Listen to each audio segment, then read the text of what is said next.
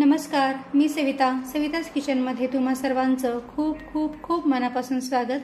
आज आपण भरली भेंडी बनवणार आहोत। छान तिखट, चटपटीत आणि मसालेदार ही भेंडी बनवून तयार होते। चवीला अतिशय सुंदर लागते। चला तर ही भरली भेंडी कशी बनवायची ते पाहूया। तर इथे मी 250 ग्रॅम भेंडी घेतलेली आहे आणि ही भेंडी भरपूर पाण्याने स्वच्छ धुवून एका कॉटनच्या कपड्याने पुसून कोरडी करून घेतलेली आहे। आता ही भेंडी आपण कट करून घेऊया। आता सगळ्यात आधी काय करायचं, हा जो भेंडीच्या देठाकडचा भाग आहे तो देठाकडचा भाग कट करून टाकूया। हा शेंड्याकडचा भाग कट करून टाकूया आणि या भेंडीला अशी मधून चिरून घेऊया। फक्त वरवर चिरून घ्यायची, पूर्ण कट करून घ्यायची नाही, फक्त मधून अगदी हलक्या हाताने कट द्यायचा। हे पहा, अशा पद्धतीने। आणखीन एक कापून दाखवते। हा जो देठाकडचा भाग आहे तो कट करून टाकूया, शेंड्याकडचा भाग कट करूया आणि मधून अशी उभी चीर पाडून घेऊया। अशा पद्धतीने भेंडी पूर्ण कट करायची नाही, फक्त अगदी हलक्या हाताने मधून चीर पाडून घ्यायची। चला तर अशाच पद्धतीने सर्व भेंडी मी चिरून घेते।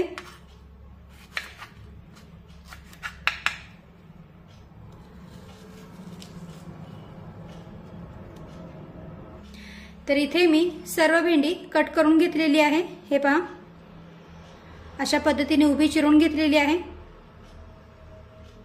आता यामध्ये भरण्यासाठी आपण मसाला तयार करून घेऊया। तर मसाला बनवण्यासाठी मी काय काय साहित्य घेतलेले आहे ते पहिले दाखवते। तर मसाला बनवण्यासाठी मी इथे 4 ते 5 चमचे किसलेलं सुकं खोबरं घेतलेलं आहे।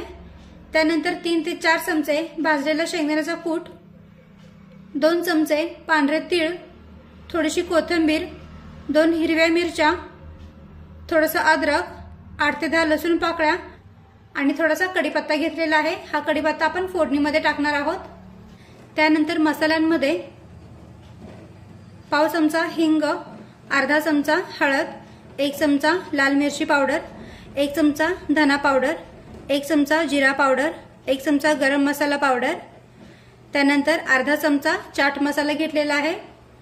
चाट मसाला नसेल तर मग आमचूर पावडर किंवा मग लिंबाचा रस घेतला तरीही चालेल। आता सगळ्यात आधी गॅसवर मी पॅन गरम करायला ठेवलेला आहे। आता या पॅन मध्ये अगदी मंद आचेवर हे 2 चमचे तीळ भाजून घेऊया। गॅसची फ्लेम ही आपल्याला अगदी मंदच ठेवायची आहे आणि मंद आचेवर हे तीळ भाजून घ्यायचे आहेत।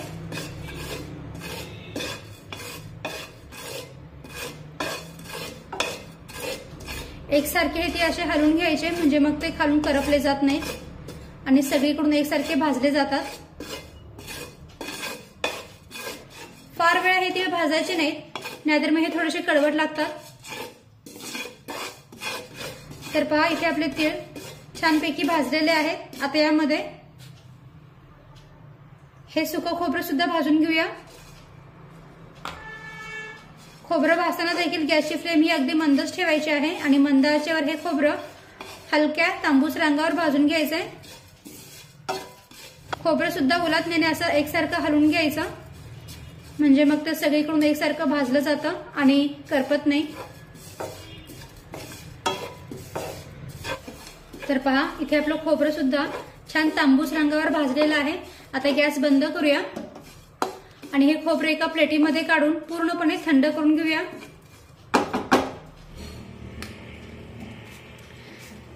तर पहा, इथे आपलं तीळ आणि खोबरं सुद्धा पूर्णपणे थंड झालेलं आहे। आता एक मिक्सरचं भांडं घेऊया। त्यामध्ये हे तीळ आणि खोबऱ्याचं मिश्रण टाकूया।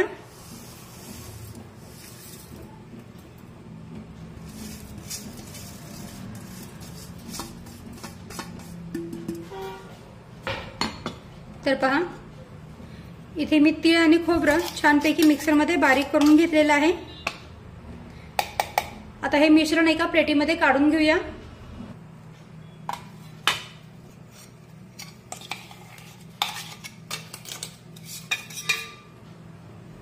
तीळ आणि खोबरं काढून घेतल्यानंतर याच मिक्सरच्या भांड्यामध्ये थोडंसं अद्रक, 2 हिरव्या मिरच्या,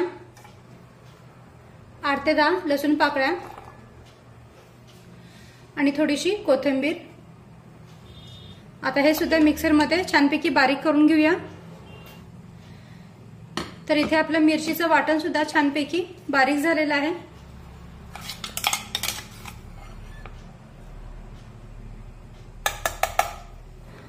आता हे मिरचीचं वाटण या तीळ आणि खोबऱ्याच्या मिश्रणामध्ये टाकूया. आता यामध्येच हा भाजलेला शेंगदाण्याचा कूट टाकूया. शेंगदाण्याचा कूट टाकून झाल्यानंतर यामध्ये हे सर्व मसाले पण टाकून घेऊया.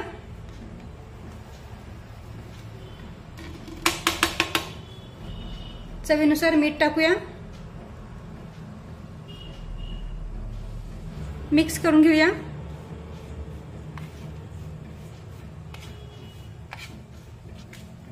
थोडंसं मिक्स करून घेतल्यानंतर यामध्ये 1 चमचाभर तेल टाकूया. तेल या मिश्रणामध्ये टाकल्यामुळे काय होतं, हा जो मसाला आहे ना तो मसाला भेंडीमध्ये व्यवस्थित चिटकून राहतो. आणि आता हे सर्व व्यवस्थित मिक्स करून घेऊया.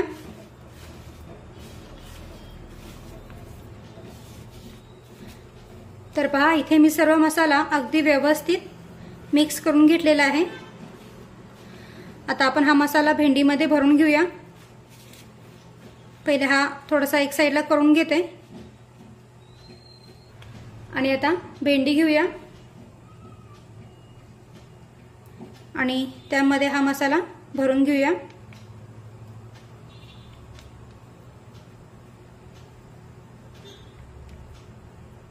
अगदी हलक्या हाताने पण थोडासा दाबून दाबून हा मसाला भरून घ्यायचा, म्हणजे मग ही भेंडी चवीला एकदम मस्त लागते. आणि असं हलकंसं दाबून घ्यायचं म्हणजे मसाला व्यवस्थित सेट होतो यामध्ये.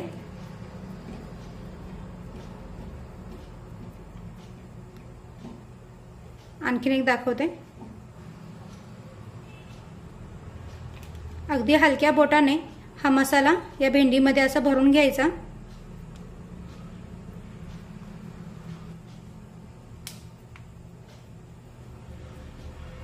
आणि पुन्हा ही भेंडी अगदी हलक्या हाताने अशी दाबून घ्यायची, म्हणजे थोडीशी जुळून घ्यायची, म्हणजे हा जो मसाला आहे ना तो मसाला या भेंडीमध्ये व्यवस्थित सेट होतो.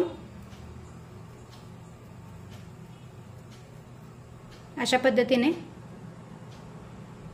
आता अशाच पद्धतीने सर्व भेंडीमध्ये मी मसाला भरून घेते.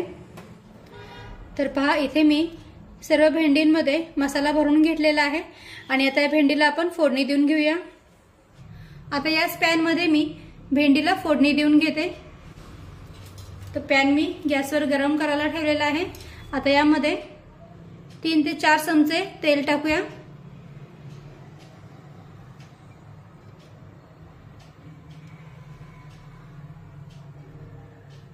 भरलेली भेंडी बनवताना तेलाचा वापर थोडासा जास्तच करायचा, म्हणजे मग ती भेंडी तेलामध्ये चांगली शिजते आणि चवीला पण खूप छान लागते. आता तेल हलकसं गरम झालं की त्यामध्ये अर्धा चमचा जिरे टाकूया. जिरे छानपैकी फुलून फुटले पाहिजेत.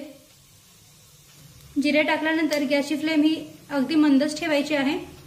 जिरे छानपैकी फुलून फुटले की त्यामध्ये कढीपत्ता टाकूया आणि ही भरलेली भेंडी सुद्धा टाकूया.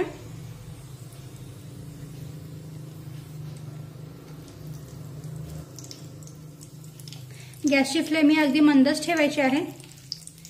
आणि भेंडी पॅनमध्ये ठेवताना हा जो मसाल्याकडचा वरचा भाग आहे तो वरच्या बाजूनेच ठेवायचा. तर पॅनमध्ये भेंडी ठेवून झाल्यानंतर यावर 5 ते 6 मिनिटांसाठी झाकण ठेवूया आणि अगदी मंद आचेवर ही भेंडी शिजून घेऊया. आणि आता बरोबर 5 ते 6 मिनिटे झालेली आहेत. या भेंडीवरचं आपण झाकण काढूया. आणि ही भेंडी पलटून घेऊया।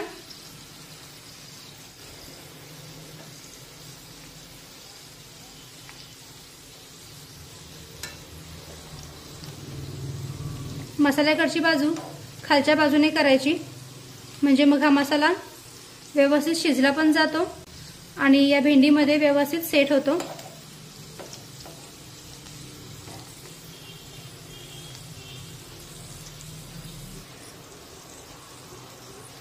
तर पहा, इथे मी सर्व भेंडी व्यवस्थित पलटून घेतलेली आहे। आता पुन्हा या भेंडीवर झाकण ठेवायची गरज नाही। झाकण न ठेवताच ही भेंडी आपण उलटपुलट करत दोन्ही बाजूने अगदी व्यवस्थित शिजून घेऊया। आणि आता भेंडी पॅनमध्ये टाकल्यापासून जवळजवळ 12 ते 15 मिनिटे झालेली आहेत आणि तुम्ही पाहू शकता ही भेंडी आपली छानपैकी शिजलेली आहे।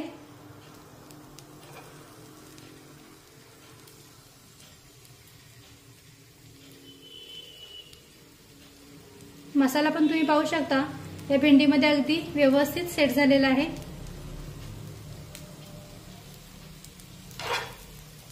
अगदी मंद आचेवर ही भेंडी मी उलटपुलट करत दोन्ही बाजूने छानपैकी शिजून घेतलेली आहे।